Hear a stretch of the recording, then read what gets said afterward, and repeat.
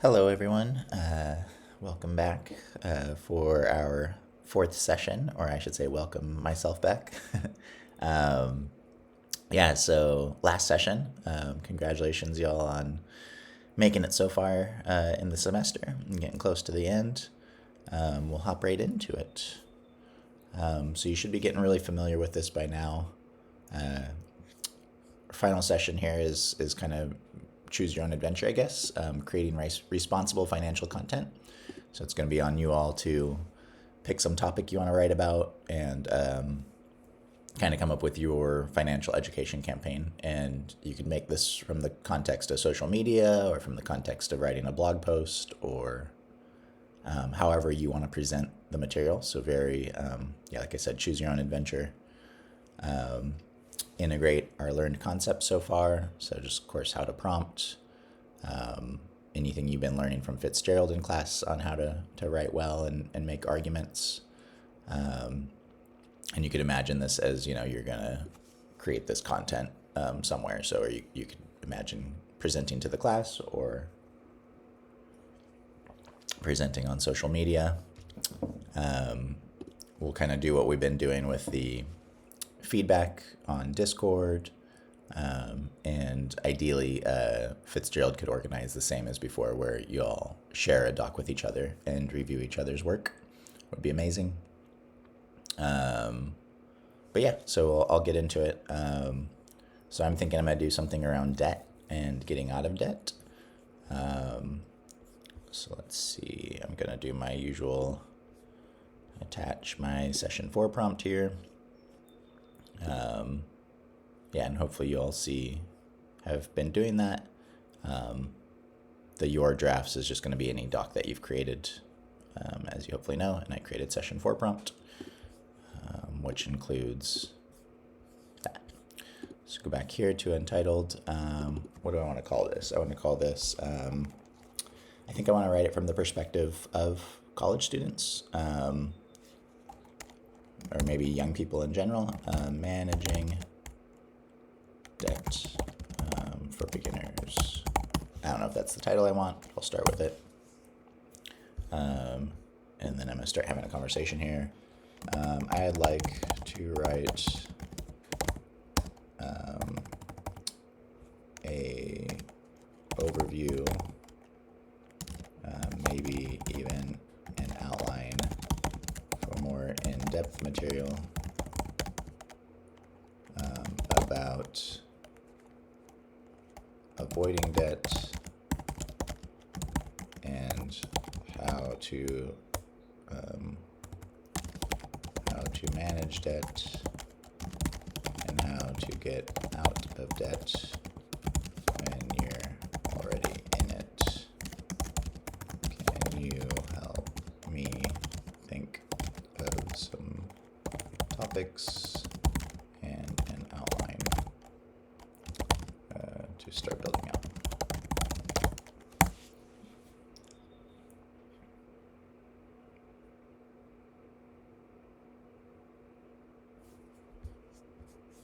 Where are you at? There you go.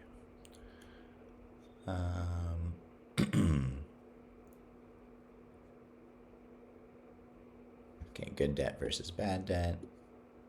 This is good stuff. Preventing unnecessary debt. Okay, so we'll make this kind of long, I think, just to explore what I'd like y'all to do.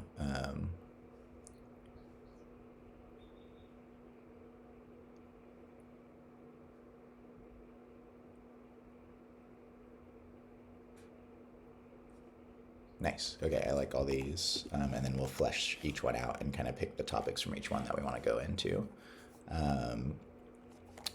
Okay, can you add this outline to the doc?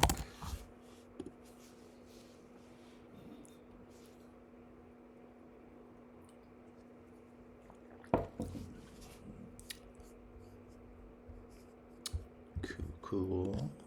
Get our duplicates here. Okay, and then I want to write some stuff. I'm going to say debt can be a debilitating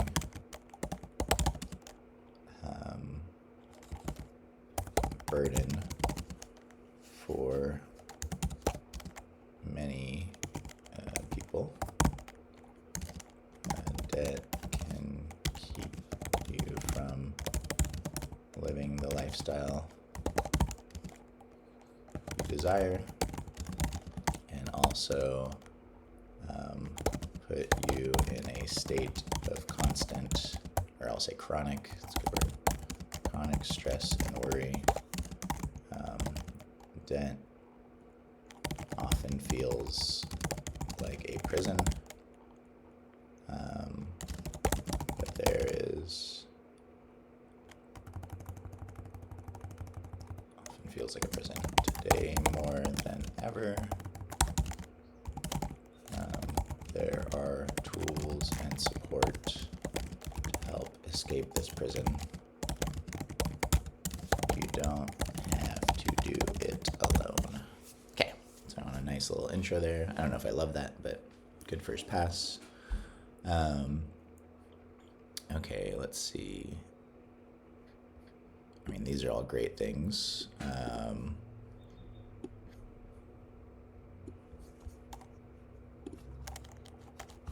Let's say, okay, can you flesh these out with 1 to 2 sentences each? Drop the bullet points. Just do paragraphs.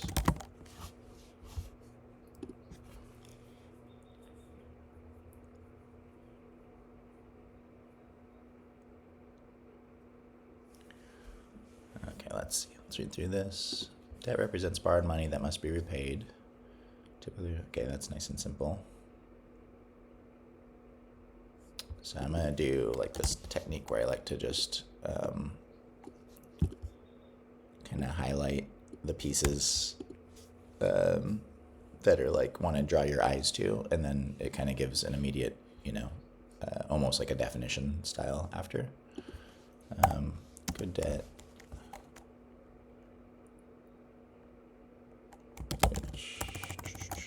Which is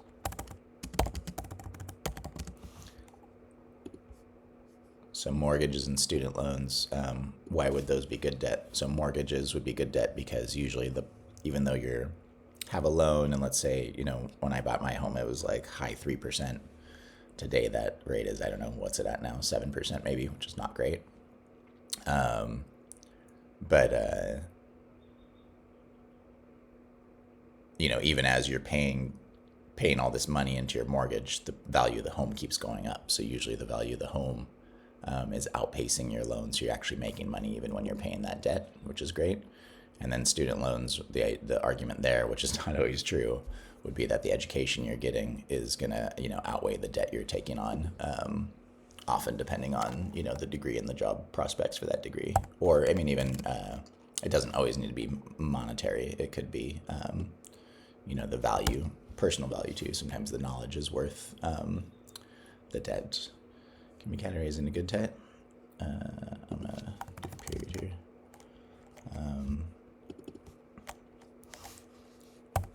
Bad debt. Yeah, let's stick with what I said. Bad debt, which includes high interest consumer purchases that depreciate in value, so cars and definitely credit card debt and all these kinds of things. Cool. Okay, that all sounds good. Interest, cost of borrowing money, expressed as a percentage of the principal amount. Just for y'all, what is the principal amount?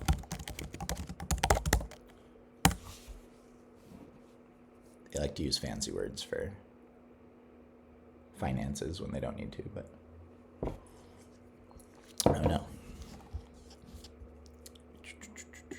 Let's try this. I don't know what's going on. What is the principal amount? Let's see if GPT works for us.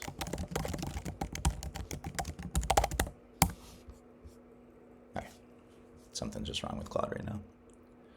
So principal amount is the original sum of money you borrowed.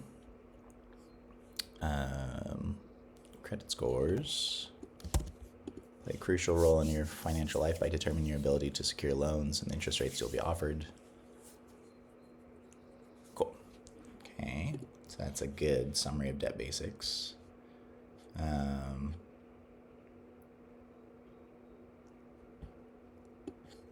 Let's try doing the same thing here. And you write 1 to 2 sentences for each. Drop the bullets.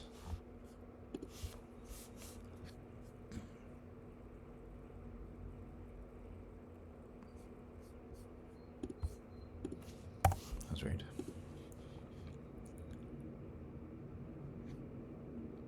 Creating a realistic budget is vital for understanding how much money you earn, spend, and save, allowing you to set financial priorities and live within your means. Building an emergency fund. So I'll do the same thing.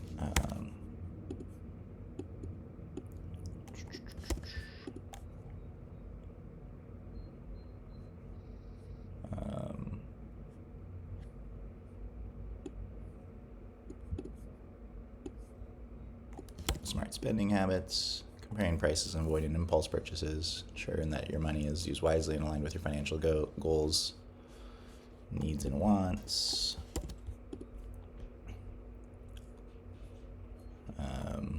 Debt traps, high interest credit cards, payday loans. Payday loans are the worst. They're very predatory. If you don't know, payday loan is like, let's say you get a check, or no, sorry, there's a few different ways this works, but the main way payday loans work is you get paid every 2 weeks and you're like, oh man, I need some money right now. You go in halfway through your paycheck and you're like, show them your last pay stub and you're like, I need, an advance on my paycheck. And then they'll charge very high interest. So, you needed the money. Now you get the loan, which sounds great. But then by the time, the next paycheck comes around, now you have this debt that you got to pay off and whatever next new things. So it can get it's better to miss some payments and address things that way than get into a payday loan kind of cycle. Okay, I think I want to break with what I've been doing here. So these were like nice overviews. Let's say, I think I just want to break this into,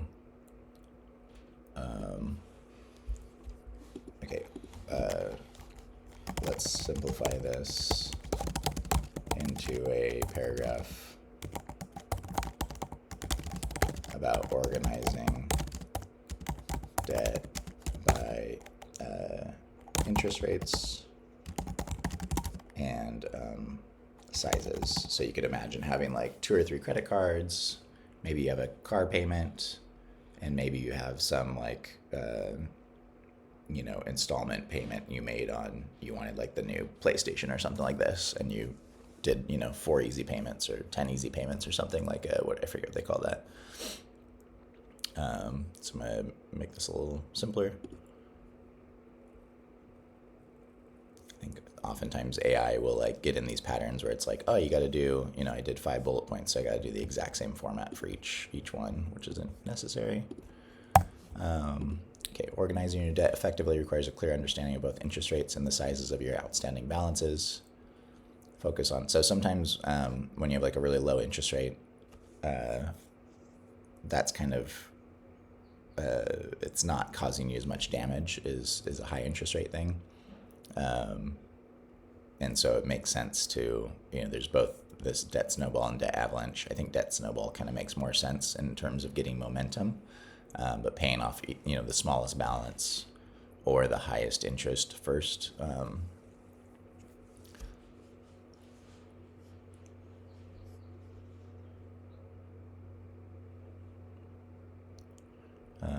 Okay, keeping track of smaller balances can offer opportunities for quicker payouts, which can be motivating and free up funds for tackling larger debts.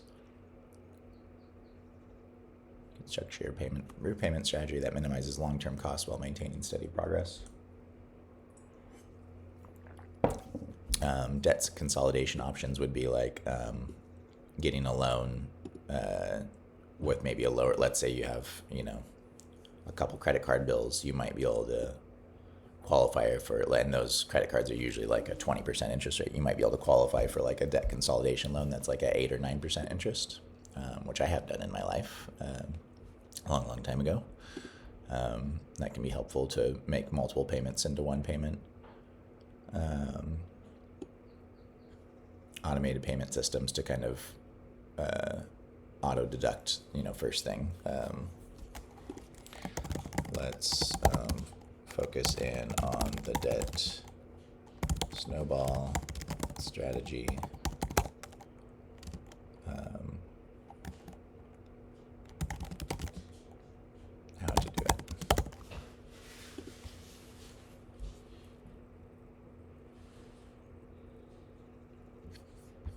My GPT wants to keep putting this backslash here. The debt snowball strategy is a method of repaying debt by focusing on clearing the smallest balances first while making minimum payments on larger debts.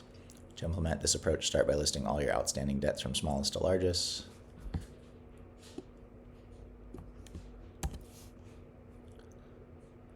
Dedicate as much of your budget as possible toward paying off the smallest debt while maintaining minimum payments on others. Once the smallest debt is eliminated, take the amount you had been repaying toward it and apply it to the next smallest debt, creating a snowball effect as the repayment effort grows.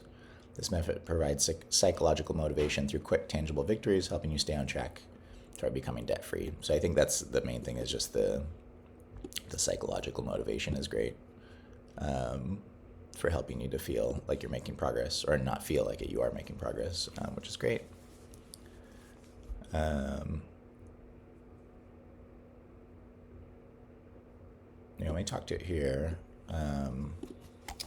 What is the most effective tool here for managing serious debt?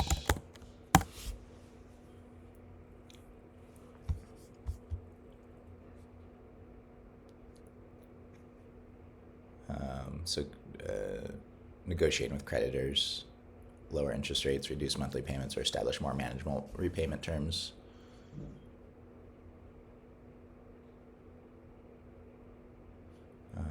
Cool.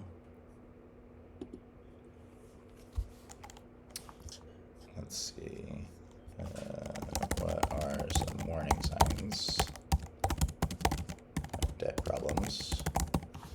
We could intuitively know this, but let's just see what it says.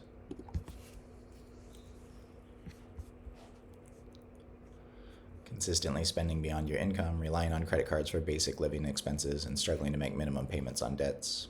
Other indicators include receiving frequent calls or letters from creditors, missing payment due dates, or experiencing anxiety and stress about your financial situation. That's, to me, that one is like, I don't know how you all feel, but that's like the prison I was kind of talking about earlier, and just the worst feeling in the world when that's hanging over you. And I think when you do get out of debt and you've been feeling that for a long time, the relief is amazing. It's so easy to want to have the nice thing, or like pay for the, use the credit to get whatever thing that you wanted, and it feels good for a little while. But the debt, the discomfort from being in debt is just really awful. Okay, let's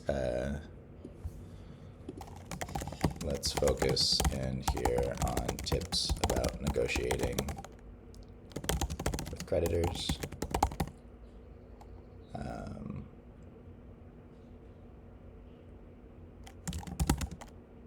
And then if that fails, talking about credit counseling services.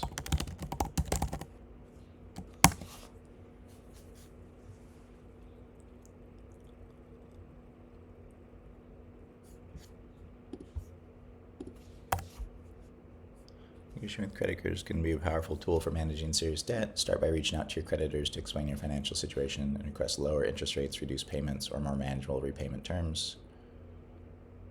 Be prepared with a clear overview of your income, expenses, and debt obligations to show that you are acting in good faith.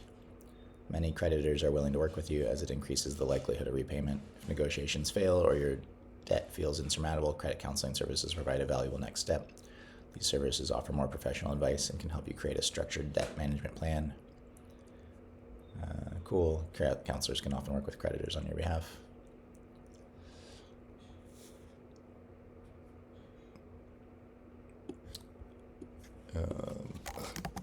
Add 1 to 2 sentences for each of these. These are all good.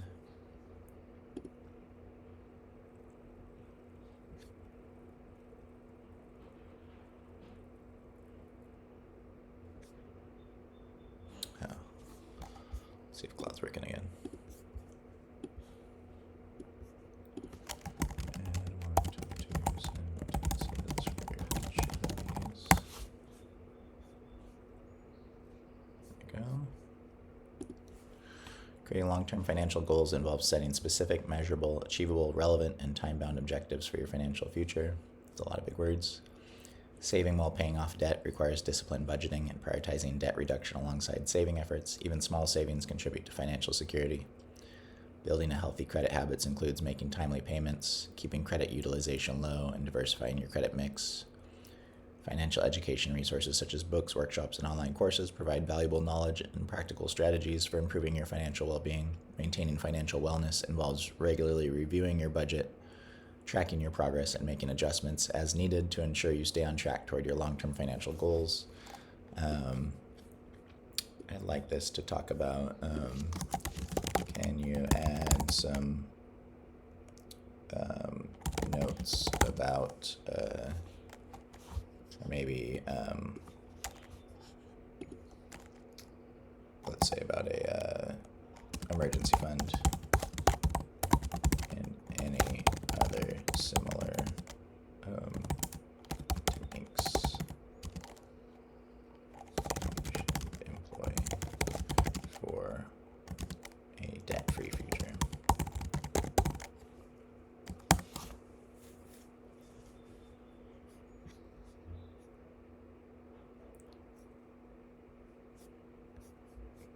Working?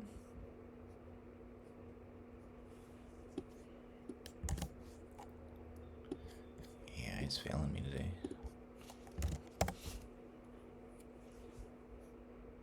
There we go. Okay. Saving while paying off debt requires blah, blah, blah. That was there. Building an emergency fund is also crucial. Aim for 3 to 6 months of living expenses to cover unexpected events. I'll say 3 months. 6 is a lot.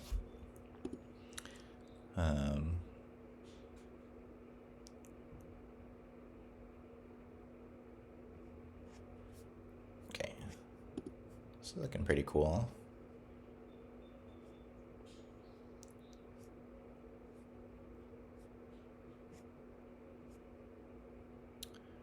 Yeah, I kind of like this. So if I were you in class and I were writing this, I would keep reading through each of these sections and making sure, I mean, I guess maybe I can do that as an example. So let's say debt represents money borrowed that must be repaid, typically with interest over a specified period of time. Yeah, like that. Actually, the one I didn't like was, okay, this sentence just feels like not like me. It feels like a lot of words. Let's talk about this one. I don't love how dense the sentence is. It feels unrelatable. Just chat.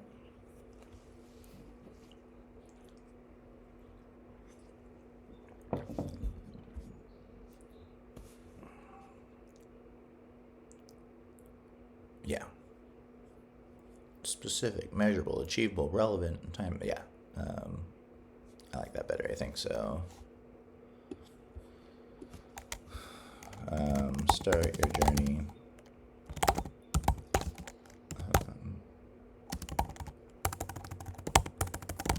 Financial freedom by setting clear goals.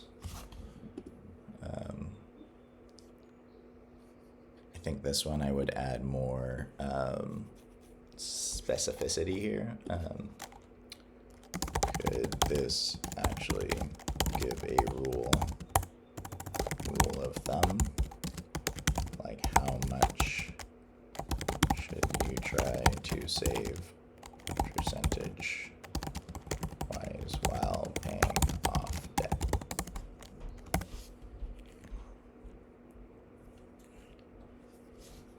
You keep hearing on me so much today, Claude.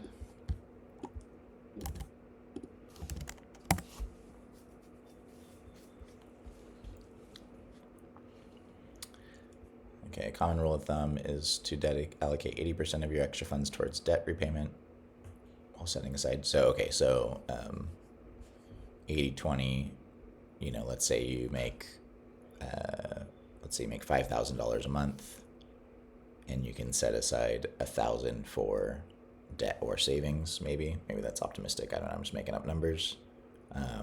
So 800 to debt, 200 to savings. So let's say, where'd you go?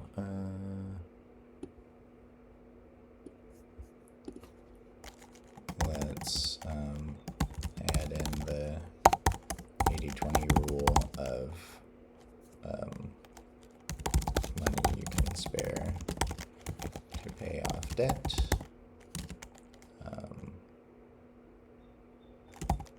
Being split between debt and savings. Okay. Let's see how this comes out. My gosh. Sorry for all the failures here.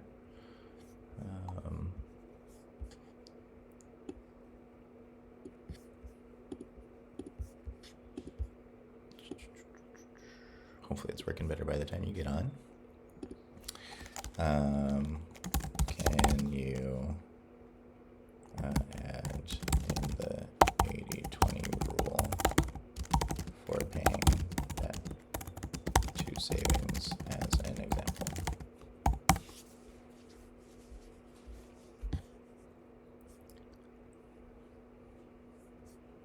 That's funny. I wanted to go back to the, let's undo this.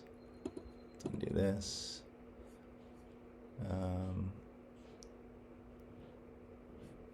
That's fine. I might rewrite this myself. Saving while paying off debt requires discipline. Period. A useful rule of thumb. As even small savings contribute. Cool. So that's how I'd keep going through and just kind of seeing, like, is this saying what I wanted to say? In this case, I wanted to give like more actionable things, not just saying you should do this, but like what's a good way to do it. I could keep going through and working out what I want to do, but I'll pause there. I think this is good enough.